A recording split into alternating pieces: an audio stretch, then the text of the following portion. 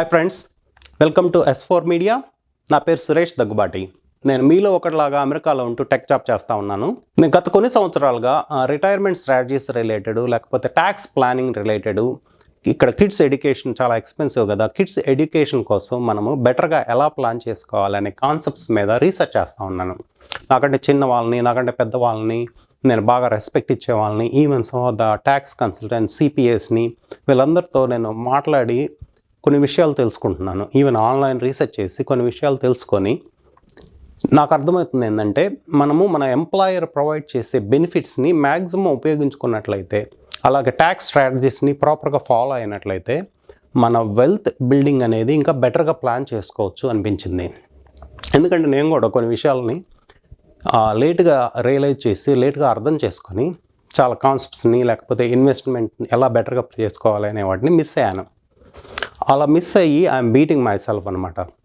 అలాంటి నా మిస్టేక్స్ నేను చేసినవి, లేకపోతే అదర్ పీపుల్స్ కొన్ని మిస్టేక్స్ చేసినవి నేను మీకు షేర్ చేసుకుంటే మీరు ఇంకా బెటర్గా ప్లాన్ చేసుకుంటారు కదా. ఎందుకంటే learning from other people's mistakes అనేది easy than doing your own mistakes అనిపించి నేను కొన్ని విషయాలు షేర్ చేస్తాను. హోప్ఫుల్లీ అవి మీకు నచ్చుతాయి అనుకుంటున్నాను. ఎందుకంటే ఇక్కడ నేను గెట్ రిచ్ క్విక్ స్కీమ్స్ గురించి నేను చెప్పదలుచుకోవట్లేదు. ఇది లాంగ్ టర్మ్ స్ట్రాటజీ. మనం ఇక్కడ జాబ్ చేయడానికి వచ్చాము, మనకు as a full time employee లాగా అవ్వచ్చు, లేకపోతే కాంట్రాక్ట్ లాగా చేస్తూ ఉన్నప్పుడు కొన్ని బెనిఫిట్స్ ఉండకపోవచ్చు. As a full time employer లాగా ఏంటంటే మనకి చాలా బెనిఫిట్స్ కంపెనీ ప్రొవైడ్ చేస్తాయి. అలాంటి బెనిఫిట్స్ అంటే 401k అవ్వచ్చు, లేకపోతే హెల్త్ రిలేటెడ్, అండ్ ట్యాక్స్ స్ట్రాటజీస్కి వచ్చేతలకి IRA related, even with in 401k ఎలా బెటర్గా ప్లాన్ చేయాలి, ఇలాంటి కాన్సెప్ట్స్ అన్నీ ఏంటంటే సింపుల్ టర్మ్స్లో. ఎందుకు నేను I don't want to go to very complicated calculations, very simple మీకు హై లెవెల్ ఇన్ఫర్మేషన్ ఇచ్చినట్లయితే మీ సిచ్యువేషన్ ప్రకారం. ఎందుకంటే ఫైనాన్షియల్ సిచ్యువేషన్ అనేది ఇట్స్ యూనిక్ టు ఇండివిజువల్. నా సిచ్యువేషన్తో కంపేర్ చేసినప్పుడు మీ సిచ్యువేషన్ చాలా డిఫరెంట్గా ఉంటుంది, మీ ఫ్యామిలీ సిచ్యువేషన్స్ అన్నీ. అలాంటివి మీరు మీ సిచ్యువేషన్కి అనుగుణంగా ప్లాన్ చేసుకుంటారు అని మ్యాక్సిమం ఉపయోగించుకుంటారు. ఎందుకంటే కొన్ని మిస్కన్సెప్షన్స్ ఉంటాయన్నమాట. అలాంటి మిస్కన్సెప్షన్స్ని మీరు క్లియర్ చేసుకుంటారు అనే ఉద్దేశంతో కొన్ని వీడియోలు చేస్తాను. నేను ఇంతకుముందు చెప్పినట్లుగా నేను CPAని కాదు, ట్యాక్స్ కన్సల్టెంట్ని కాదు, మీలాగా ఒక జాబ్ చేసే ఎంప్లాయీని మాత్రమే. కానీ ఈ కాన్సెప్ట్స్ మీద నేను కొన్ని అవగాహన తెచ్చుకొని కొన్ని ఐడియాస్ మీతో షేర్ చేసుకోవాలనే ఉద్దేశంతో ఎక్స్ప్లోర్ చేస్తూ ఉన్నప్పుడు there is dunning Kruger effect అనే దాని గురించి చదివాను అనమాట. ఆ డన్నింగ్ క్రూగర్ ఎఫెక్ట్ అనేది ఏం చెప్తుందంటే, when you started learning about new concept, అంటే న్యూ టాపిక్ కానీ న్యూ కాన్సెప్ట్స్ కానీ స్టార్టెడ్ లెర్నింగ్ అబౌట్ ఇట్, అప్పుడే మీకు అర్థమైంది there is lot to learn into it. అలాగే ఎవరైతే ఒక హైలీ స్కిల్డ్ పీపుల్ ఉన్నారో they will feel very less confidence. ఎందుకంటే there is lot to learn into this topic. అలాగా అనిపిస్తూ ఉంటుంది అన్నమాట మనకి. అదే కాన్సెప్ట్ మీద నేనేంటంటే, even though I'm not an expert into it, I started sharing this concepts in a simple terms. అప్పుడు అట్లీస్ట్ కొంతమంది పర్సంటేజ్ ఆఫ్ పీపుల్కి ఇది ఉపయోగపడిందంటే that solves the purpose of this video. Before going further into the videos, కొన్ని కాన్సెప్ట్స్ని అర్థం చేసుకోవాల్సిన అవసరం చాలా ఉంది. అందులో ఫస్ట్ కాన్సెప్ట్ నేను చెప్పేది ఏంటంటే 80-20 ప్రిన్సిపల్. ఈ 80-20 ప్రిన్సిపల్ ప్రకారం హెల్త్ తీసుకుంటే 80% ఈటింగ్, 20% ఎక్సర్సైజ్ అని చెప్తున్నారు. అంటే 80% మనం గుడ్ అండ్ హెల్తీ ఫుడ్ తీసుకుంటూ 20% ఎక్సర్సైజ్ మీద ఫోకస్ చేసినప్పుడు we're going to be healthy person. Similarly learning తీసుకుంటే 80% అండర్స్టాండింగ్ అండ్ 20% రీడింగ్. అంటే మనం అండర్స్టాండింగ్ అనేది 80% plays key role in our learning capabilities. అలాగే సేమ్ కాన్సెప్ట్ మనము వెల్త్ బిల్డింగ్కి అన్వయించుకున్నప్పుడు 80% బిహేవియర్ అండ్ 20% మ్యాథ్ అని చెప్పారు. మన behaviour is playing very key role. ఎందుకంటే మన బిహేవియర్కి వచ్చేసరికి మన ఎమోషన్స్ ప్లేస్ కీ రోల్. అలాగే మన బిహేవియర్స్, ఇంకా మన ఫిలాసఫీ అబౌట్ లైఫ్, ఇవన్నీ కూడా బిహేవియర్ కిందకు వస్తాయి, 80% రోల్ ప్లే చేస్తాయి. Then 20% math.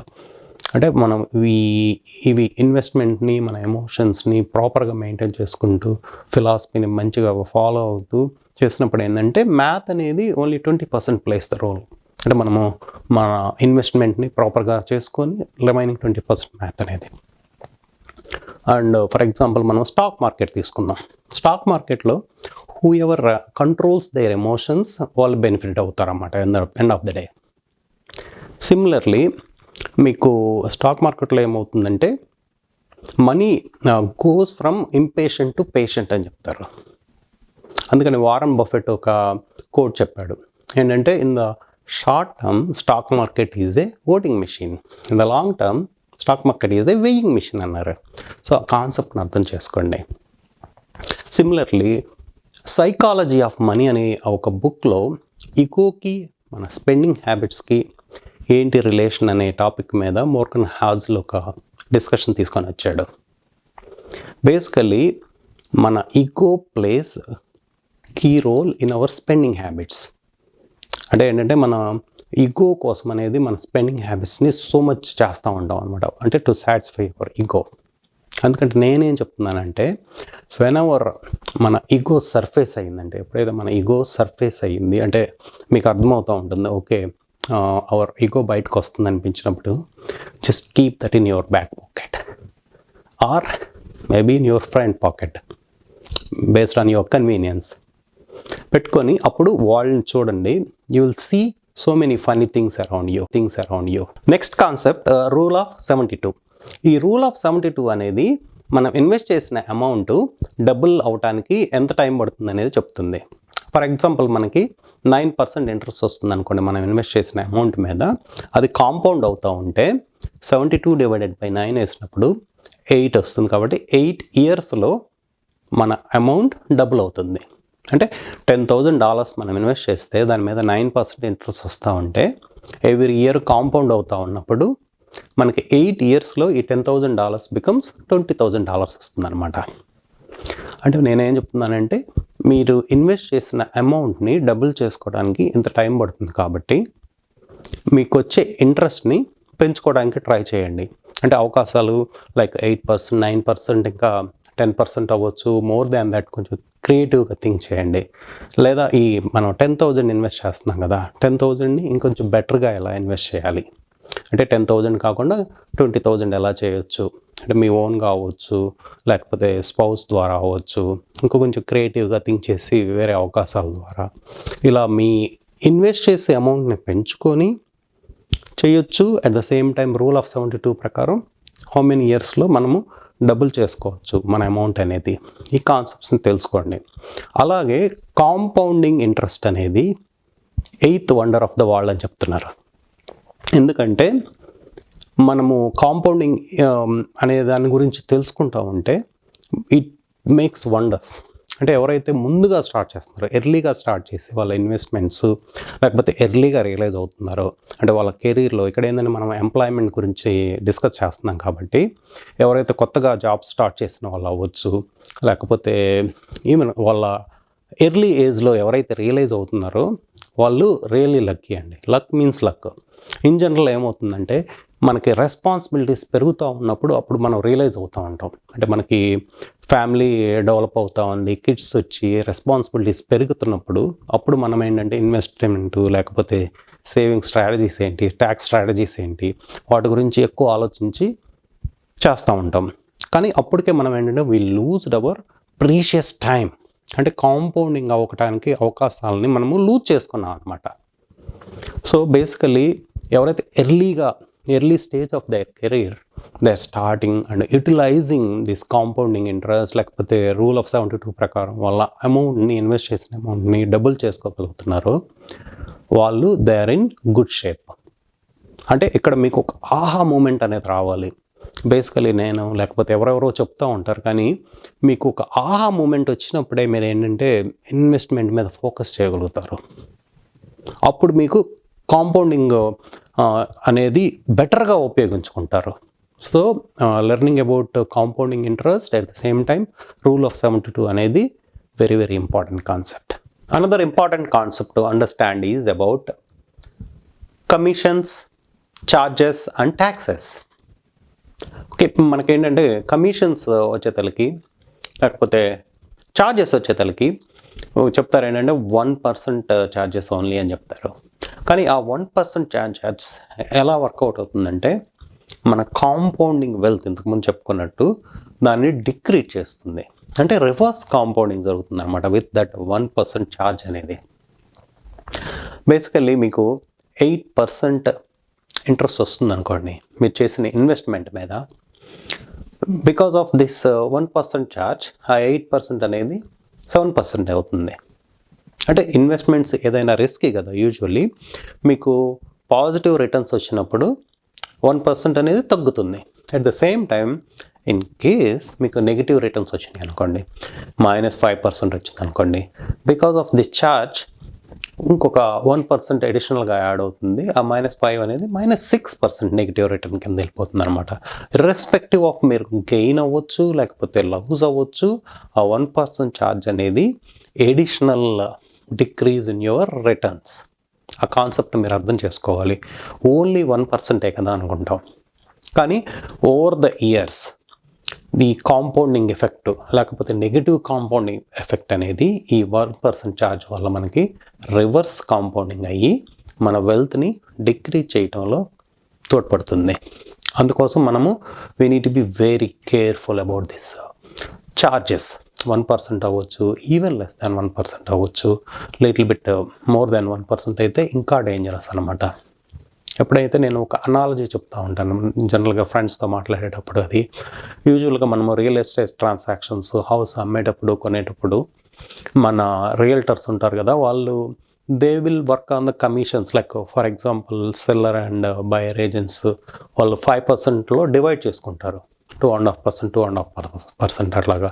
Sometimes even like అలాంటి agents realtors we can even distribute that 2.5%ని లైక్ 1.25% వాళ్ళు తీసుకొని మనకిచ్చే కాన్సెప్ట్స్ కూడా ఉంటాయన్నమాట. అప్పుడు ఏంటంటే basically what I'm trying to say is ఆ 1.25% అనేది it is a good amount. Okay, అలాగే మనకి స్టాక్ మార్కెట్లో తీసుకుందాం. స్టాక్ మార్కెట్లోకి వచ్చేసరికి కమిషన్స్ ఉంటాయి. ఇంతకుముందు ఈవెన్ బ్రోకరేజ్ రిలేటెడ్ అమౌంట్స్ కూడా చాలా ఎక్కువగా ఉండేవి. తర్వాత అవి సమ్హౌ కాంపిటీషన్ వల్ల నౌ ఫర్ ఎవ్రీ ట్రాన్సాక్షన్కి మనము బ్రోకరేజ్ అమౌంట్స్ పే చేయట్లేదు, ట్రాన్సాక్షన్ అమౌంట్ పే చేయట్లేదు. That is really good thing now days. And it is so convenient to do transactions like without thinking about transactions like buying and selling commissions kind of thing. But మనం ఏంటంటే usually mutual funds లేకపోతే వేరే ఈటీఎఫ్లు వీటిలో ఏంటంటే commissions ఉంటాయి అన్నమాట. I mean commissions in the sense like expense ratio ఉంటుంది. ఆ ఎక్స్పెన్స్ రేషియో వచ్చేసరికి some of the mutual funds అంటే ప్రైవేట్లీ ఓన్ లైక్ ఎవరో ఒక మ్యూచువల్ ఫండ్ మేనేజర్ ఉంటారు కదా, వాళ్ళు మేనేజ్ చేసే మ్యూచువల్ ఫండ్స్లో యూజువల్లీ కమిషన్స్ అనేవి ఎక్కువగా ఉంటాయి. కొన్ని 1% ఉండొచ్చు, లెస్ దాన్ 1% అవ్వచ్చు. Even though like it is less than 1% or 1% we should not take, అంటే దాన్ని వీ నీడ్ టు కన్సిడర్. అంటే దాన్ని ఏంటంటే మనము చాలా ఎక్కువ అమౌంట్ లాగా కన్సిడర్ చేయాల్సిన అవకాశం ఉందన్నమాట, అవసరం ఉంది. ఎందుకంటే ఇప్పుడు ఇండెక్స్ ఫండ్స్ అనేవి ఉంటాయి. ఆ ఇండెక్స్ ఫండ్స్ అనేవి వెరీ మినిమల్ అమౌంట్ ఎక్స్పెన్స్ రేషియోగా తీసుకుంటూ ఉంటాయి. వాళ్ళకి ఏంటంటే ఎక్కువగా యాక్టివిటీ ట్రాన్సాక్షన్స్ లేకపోతే యాక్టివ్గా మేనేజ్ చేసే మేనేజర్స్ ఉండకపోవచ్చు. అలాంటప్పుడు ఏంటంటే వాళ్ళు ఛార్జ్ చేసేది ఈవెన్ కొన్ని ఈటీఎఫ్లో ఉంటాయి కదా, వాటిల్లో 0.04%, 0.05% అట్లా ఉంటాయి అన్నమాట. ఆ ఎక్స్పెన్స్ రేషియో అనేది తక్కువ ఉండటం అనేది వెరీ ఇంపార్టెంట్. ఎందుకంటే మనం ఇక్కడ లాంగ్ టర్మ్ వెల్త్ బిల్డింగ్ గురించి మాట్లాడుకుంటున్నాం కాబట్టి ఆ 1% లేకపోతే ఈవెన్ లెస్ దాన్ 1%లో కూడా మనం చూడవలసింది ఏంటంటే ఎంత తక్కువగా మనం ఎక్స్పెన్స్ రేషియో కడుతున్నాము అనే దాని మీద ఫోకస్ పెట్టాలి. అంటే మనము మన 1% అనేది చాలా పేచెక్స్ రన్ చేస్తుంది. మెనీ ఫండ్ మేనేజర్స్ ఆ 1% కోసం ట్రై చేస్తూ ఉంటారు. మీరు ఈవెన్ కొన్నిసార్లు చూసుకోండి, మీకు వెల్త్ అడ్వైజర్స్ ఉంటారు కదా, ఆ వెల్త్ అడ్వైజర్స్ ఎంత ఛార్జ్ చేస్తారు అంటే వాళ్ళు జస్ట్ 0.7% ఛార్జ్ చేస్తాం మేము, ఇట్స్ వెరీ మినిమల్ అని చెప్తూ ఉంటారు. కానీ ఏంటంటే అట్ వన్ స్టేజ్ మనకి వెల్త్ అడ్వైజర్స్ లేకపోతే సిపిఎస్ అవసరం ఉన్నప్పుడు యూజ్ చేసుకోవాలి. దాని గురించి నేను చెప్పట్లేదు. కానీ ఏంటంటే మనం ఆ పర్సంటేజ్ ఆఫ్ ఎక్స్పెన్సెస్ ఎంత తక్కువగా తగ్గించుకోగలిగితే అప్పుడు మనకి బెనిఫిట్ అవుతుంది అనమాట లాంగ్ టర్మ్. ఎందుకంటే అది ఫ్యాక్టర్ అవుతుంది మన లాంగ్ టర్మ్లో వెల్త్ బిల్డ్ చేసుకోవడానికి లేకపోతే డిస్ట్రాయ్ చేసుకోవడానికి. అండ్ ట్యాక్సెస్ చూసుకోండి, మనము కుదిరినంత వరకు ట్యాక్సెస్ని తగ్గించుకోవడానికి ప్రయత్నించాలి. ఎందుకంటే మనకి బ్యాంక్లో మనకి ఆఫ్టర్ ట్యాక్స్ మనీ మనకి బ్యాంక్లో క్రెడిట్ అయ్యేది ట్యాక్స్ పే చేసాం. బట్ స్టిల్ వన్స్ ఒకసారి మనకి బ్యాంక్లో పడిన తర్వాత కూడా మనము చాలా ట్యాక్సెస్ పే చేస్తున్నాం.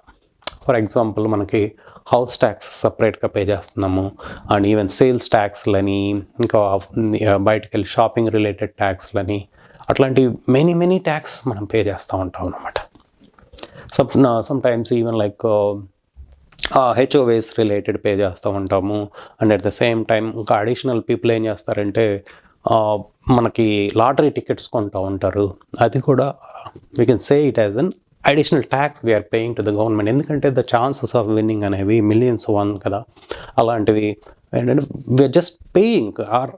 ఇంకొక విధంగా నేను చెప్పేది ఏంటంటే we're giving charity to IRS in some of the cases. అంటే మనం ఏంటంటే ప్రాపర్గా ప్లాన్ చేయకపోతే, ట్యాక్సెస్ స్ట్రాటజీని ప్రాపర్గా ప్లాన్ చేయకపోతే మనము ఐఆర్ఎస్కి చారిటీ చేస్తున్నాము అని చెప్తున్నాను అనమాట. అంటే మనం ఒక్కసారి మన పే చెక్ నుంచి మనకు వచ్చే అమౌంట్ని ఒకసారి ట్యాక్స్ పే చేసిన తర్వాత ట్యాక్స్ పే చేయకుండా ఎలా రిడ్యూస్ చేసుకోవాలి అనే కాన్సెప్ట్ మీద నేను చెప్పబోతున్నాను తర్వాత వీడియోస్లో. ఫర్ ఎగ్జాంపుల్ మీరు ఒక 100K ఎర్న్ చేస్తున్నారు అనుకోండి, $100K పర్ ఇయర్ ఎర్న్ చేసేటప్పుడు, లేకపోతే ఆ 100Kని మీరు ఇన్వెస్ట్ చేసినప్పుడు ఒక 10K అంటే లేదా $10,000 మీకు క్యాపిటల్ గెయిన్స్ వచ్చాయనుకోండి. నార్మల్ బ్రోకరేజ్ అకౌంట్లో పెట్టినప్పుడు ఏమవుతుందంటే ఆ 10K మీద కూడా మీ ట్యాక్స్ బ్రాకెట్ ప్రకారం ట్యాక్స్ కట్టాల్సి ఉంటుంది. 10,000 మీకు ప్రాఫిట్ వచ్చాయి కాబట్టి వన్స్ అమ్మిన తర్వాత కట్టాల్సి ఉంటుంది. కానీ మనకేంటి కొన్ని అకౌంట్స్లో పెట్టినప్పుడు ఆ వచ్చే బెనిఫిట్ మీద కూడా మనము ట్యాక్స్ పే చేయని అవసరం లేదనమాట. అవి అలాంటి అకౌంట్స్ ఏంటి, ఎలా ఇన్వెస్ట్ చేయాలి, వాటి గురించి తెలుసుకోవాల్సిన అవసరం చాలా ఉంది. అనదర్ ఇంపార్టెంట్ కాన్సెప్ట్ మీరు అర్థం చేసుకోవాల్సింది ఏంటంటే అసెస్మెంట్ అండి. ఒక అంచనా వేసుకోవటం, మనల్ని గురించి మనం అర్థం చేసుకోవటం, మన పరిస్థితులు ఏంటి, మన ఫైనాన్షియల్ సిచ్యువేషన్ ఏంటి, మన జాబ్ సిచ్యువేషన్ ఏంటి, మన ఫ్యామిలీ పరిస్థితులు ఏంటి, ఇట్లాంటివన్నిటిని కూడా మనల్ని మనం ఒక అంచనా వేసుకొని ఒక అర్థం చేసుకొని దాని ప్రకారం బిహేవ్ చేయడం గురించి ఖచ్చితంగా తెలుసుకోవాల్సిన అవసరం చాలా ఉంది. నేను ఒక చిన్న స్టోరీ చెప్తానండి. మన 3 చేపల కథ ఉంది కదా, కొంచెం డిఫరెంట్గా చెప్తాను. మన సుమతి, కాలమతి, మందమతి ఇవి ఒకసారి ఏంటంటే కాలమతి, మందమతి అనేవి ఈదుకుంటా వస్తూ ఉన్నప్పుడు సుమతి ఎదురుపడుతుంది అనమాట. అడిగిద్ది, ఎలా ఉంది వాటర్ అని అడుగుతుంది. హౌ ఇస్ ద వాటర్ అని అడిగితే వాళ్ళు ఏం చెప్తారంటే response, water you are talking about, ఏ వాటర్ గురించి నువ్వు మాట్లాడుతున్నావు అని అంటారు ఆ 2 చేపలు. అంటే ఏంటంటే వాళ్ళకి వాటర్లో ఈదుతున్నాం అనేది వాళ్ళకే తెలియదు అనమాట. ఓకే, అట్లాగే జస్ట్ దీన్ని మన పరిస్థితులకి అన్వయించుకోండి. అంటే మన డెప్ట్ ఉంది, లేకపోతే మన ఇన్వెస్ట్మెంట్స్ ఉన్నాయి, లేకపోతే ఇంకా వేరే లైక్ అసెట్స్, లయబిలిటీస్ రిలేటెడ్ మనకి ఏం అసెట్స్ ఉన్నాయి, మనకి ఏమి లయబిలిటీస్ ఉన్నాయి, వాటి గురించి మీరు మాత్రమే అంచనా వేసుకోగలుగుతారు, అసెస్ చేసుకోగలుగుతారు. పక్కన వాళ్ళు ఎవరూ చెప్పలేరు దీని గురించి. ఎందుకంటే you know better than anyone else me situation. అంటే మీకు ఫర్ ఎగ్జాంపుల్ డెప్ట్లు ఉన్నాయి అనుకోండి, ఎవరైనా అడిగారు అనుకోండి ఏం డెప్ట్స్ ఉన్నాయంటే, నాకేం డెప్ట్స్ ఉన్నాయి, నాకు అసలు ఏమీ లేవే, ఏముంది పెద్ద డెప్ట్సే ఉన్నాయి మన దగ్గర, జస్ట్ అని చెప్పేసి ఏదో ఒకటి మీకు ఉన్నాయి వాటి గురించి 1, 2, 3 చెప్తూ ఉంటారన్నమాట. ఓకే, అంటే మీకు ఎట్లా ఉంది రిటైర్మెంట్ ప్లానింగ్ అంటే ఐఎమ్ డూయింగ్ చాలా బాగా చేస్తున్నానని అంటారన్నమాట. అంటే ఏం చెప్తారు, నాకు 401K రిలేటెడ్ నేను ఎవ్రీ ఇయర్ ఇన్వెస్ట్ చేస్తున్నాను అనే విధంగా చెప్తూ ఉంటారన్నమాట. ఇంకా వేరే ఆప్షన్స్ ఉంటాయి కదా, వాటి గురించి తెలుసుకోవడం గురించి అనేది చేయరేమో అనేది నేను చెప్తుంది. ఎందుకంటే మనము చాలా వరకు ఏం చేస్తామంటే మనము లైఫ్లో చాలా బిజీగా ఉంటాం. అంటే ఆఫీస్ టైం అవ్వచ్చు, లేకపోతే friends and family related time, లేకపోతే there are many things going on in the life కదా, వాటి మీద మనం ఫోకస్ చేస్తూ ఉంటాం అనమాట. ఇలా ఫోకస్ చేస్తూ ఉన్నప్పుడు ఏంటంటే మన ఫైనాన్షియల్ ఫ్యూచర్ గురించి కొన్నిసార్లు we need to step back and ఆలోచించి డెసిషన్లు తీసుకోవాల్సిన సిచ్యువేషన్స్ ఉంటాయి. అంటే ఇప్పుడు మనం కొన్నిసార్లు ఏంటంటే మనకి ఏ ట్యాక్స్ బ్రాకెట్లో ఉన్నాం మనము అనే దాని గురించి కూడా ఒక ఐడియా లేకపోవచ్చు. లేకపోతే మన క్రెడిట్ కార్డ్ బిల్ రిలేటెడ్ ఎంత పే చేస్తున్నాము, మినిమం పే చేస్తున్నామా, మొత్తం మ్యాక్సిమం పే చేసేసి క్లియర్ ఆఫ్ చేసుకోగలుగుతున్నామా, లేకపోతే ఎంత ఇంట్రెస్ట్ పడుతుంది మనకి debts related, not only credit card, any డెప్ట్ రిలేటెడ్ ఎంత ఇంట్రెస్ట్ పడుతుంది, దాన్ని మళ్ళీ ఏమైనా రీఫైనాన్స్ చేసుకోవడానికి అవకాశాలు ఉన్నాయా, తగ్గించుకోవచ్చు ఆ ఇంట్రెస్ట్ని. ఇలాంటివన్నీ ఏంటంటే మనం అర్థం చేసుకోవాలి. Even investment related, tax strategies related మనం చెప్పుకుంటున్నాం కదా, వాటిని ఎలా బెటర్గా ప్లాన్ చేసుకొని ట్యాక్సెస్ని ఎలా తగ్గించుకోవచ్చు, ఇట్లాంటివన్నీ ఏంటంటే we need to spend some time. పక్కన వాళ్ళు అడిగారు అనుకోండి, మనం బెటర్గా ఉన్నామే అనిపిస్తూ ఉంటుంది. ఇందాక మన చేపలు కనుక వాటర్ అంటే ఏంటనే విధంగా డెప్ట్ అంటే మనకి నాట్ హ్యావింగ్ డెప్ట్ అనే విధంగానే అనిపిస్తూ ఉంటుంది కొన్నిసార్లు. ఓకే, అండ్ అట్లాంటివన్నీ ఏంటంటే ఒకరికి చెప్పలేమండి. ఎవరో వాళ్ళు అసెస్ చేసుకొని వాళ్ళ సిచ్యువేషన్ని బేరీజ్ చేసుకొని నెక్స్ట్ స్టెప్కి వెళ్ళాల్సిన పరిస్థితి ఉంటుంది. ఓకే, ప్లీజ్, నేను చాలా సాఫ్ట్గా చెప్తున్నాను ఈ కాన్సెప్ట్ రిలేటెడ్, కానీ మీరు హార్డ్గా మీ ఫ్యామిలీ పరిస్థితుల ప్రకారం హార్డ్గా తీసుకొని వర్క్ చేయాల్సిన అవసరం చాలా ఉందన్నమాట. Okay, please work on it, and అది మీ వెల్త్ బిల్డింగ్కి చాలా ఉపయోగపడుతుంది. Okay, thank you. ఓకే, ఈ కాన్సెప్ట్స్ అన్నీ అయిపోయిన తర్వాత అండి నెక్స్ట్ నేను రియల్ వీడియోస్ రిలేటెడ్ టు మన ఎంప్లాయర్ బెనిఫిట్స్ని ఎలా ఉపయోగించుకోవాలి, ట్యాక్స్ స్ట్రాటజీస్ ఏంటి, ఇవన్నీ 1 by 1 ఒక వీడియో చేస్తాను. హోప్ఫుల్లీ మీకు నచ్చుతుంది అనుకుంటున్నాను.